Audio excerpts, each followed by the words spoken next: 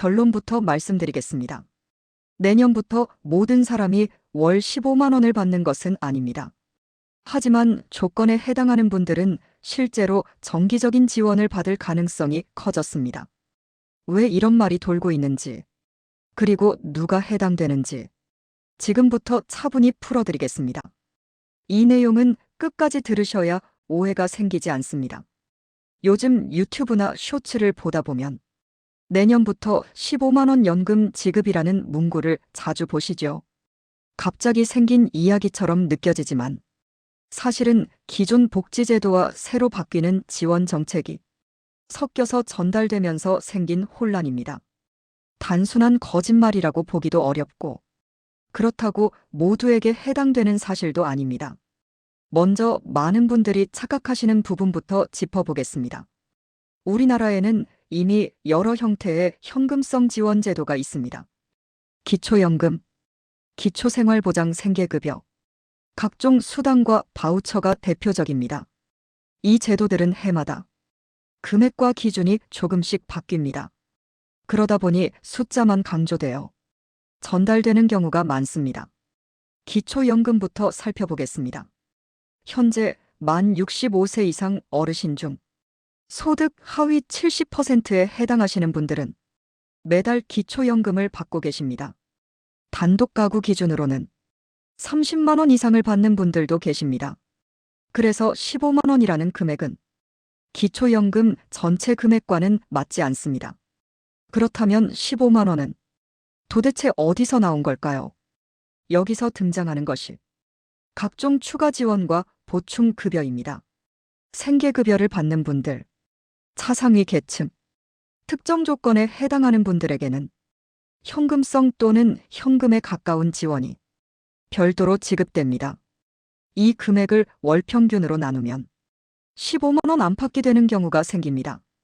특히 기초생활보장제도를 받는 분들은 이 부분을 꼭 확인하셔야 합니다. 생계급여는 가구 소득과 재산을 기준으로 차등 지급됩니다. 정부가 정한 기준 중위소득 이하로 떨어질 경우 매달 정기적인 지원이 이루어집니다. 그 결과 어떤 분들은 월 15만 원 수준이 지원이 책정될 수 있습니다. 또 하나 중요한 변화가 있습니다. 최근 정부는 현금 지원보다는 생활 밀착형 지원을 늘리는 방향으로 정책을 조정하고 있습니다. 전통시장 바우처, 지역화폐, 에너지 바우처 같은 지원이 대표적입니다. 이 지원들을 월 단위로 나누어 보면 10만 원을 넘기는 경우도 적지 않습니다. 이쯤 되면 이런 생각이 드실 수 있습니다. 그럼 나는 받을 수 있는 걸까요? 여기서 가장 중요한 기준은 소득과 재산입니다. 나이만으로 자동 지급되는 제도는 생각보다 많지 않습니다. 특히 15만 원이라는 금액은 조건을 충족해야만 받을 수 있는 구조입니다. 재산 기준을 오해하시는 분들도 많습니다. 집이 한 채 있다고 해서 무조건 탈락하는 것은 아닙니다.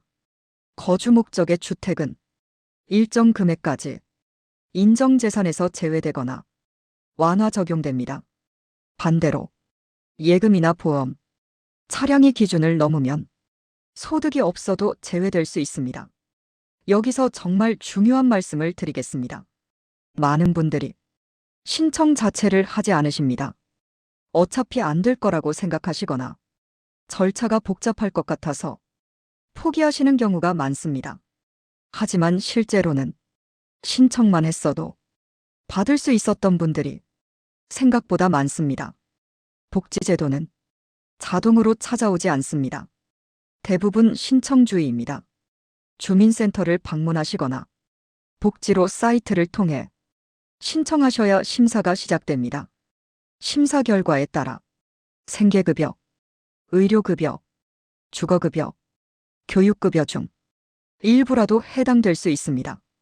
특히 혼자 사시는 어르신, 소득은 거의 없지만 자녀 때문에 걱정하시는 분들께 꼭 말씀드리고 싶습니다. 요즘은 부양의무자 기준이 많이 완화되었습니다. 예전처럼 자녀 소득 때문에 무조건 탈락하는 구조는 아닙니다. 그렇다면 영상에서 말하는 내년부터라는 표현은 완전히 틀린 말일까요? 꼭 그렇지만은 않습니다. 해마다 예산이 확정되면서 급여 기준과 금액이 조금씩 조정됩니다.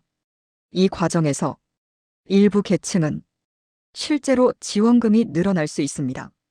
그 증가분이 월 기준으로 15만 원 내외가 되는 경우도 분명히 존재합니다. 하지만 분명히 말씀드려야 할 점이 있습니다. 전국민 지급, 무조건 지급, 신청 없이 자동 지급, 이런 표현은 사실과 다릅니다. 이런 문구에 현혹되시면 실망만 커질 수 있습니다. 지금 이 영상을 듣고 계신 분이라면 이렇게 해보시기를 권해드립니다. 먼저 본인이나 가족의 나이와 소득 상황을 정리해 보십시오. 그리고 거주지 주민센터에 복지 상담을 요청해 보십시오. 요즘은 상담만 받아도 해당 가능 제도를 정리해서 안내해 줍니다. 다음으로 복지로 사이트를 활용해 보십시오. 간단한 정보 입력만으로도 받을 수 있는 제도를 미리 확인하실 수 있습니다. 생각보다 많은 항목이 표시되는 경우도 있습니다. 마지막으로 꼭 드리고 싶은 말씀입니다. 15만 원이라는 숫자에만 집중하지 마십시오. 중요한 것은 내가 받을 수 있는 모든 지원을 놓치지 않는 것입니다. 현금이든 바우처든 의료 지원이든 주거 지원이든 생활에는 큰 도움이 됩니다. 정리해 드리겠습니다. 내년부터 15만 원을 받는다는 말은 일부 조건에 해당하는 분들에게는 현실이 될 수 있습니다. 하지만 모든 사람에게 적용되는 연금이나 보편 지급은 아닙니다. 정확한 기준 확인과 신청이 무엇보다 중요합니다. 지금 이 순간에도 제도를 몰라서 또는 귀찮아서 신청하지 않아 손해보시는 분들이 계십니다. 이 시나리오가 그런 분들에게 작은 계기가 되었으면 합니다. 오늘 한 번만이라도 확인해 보십시오. 당신이 생각한 것보다 지원은 훨씬 가까이에 있을지도 모릅니다.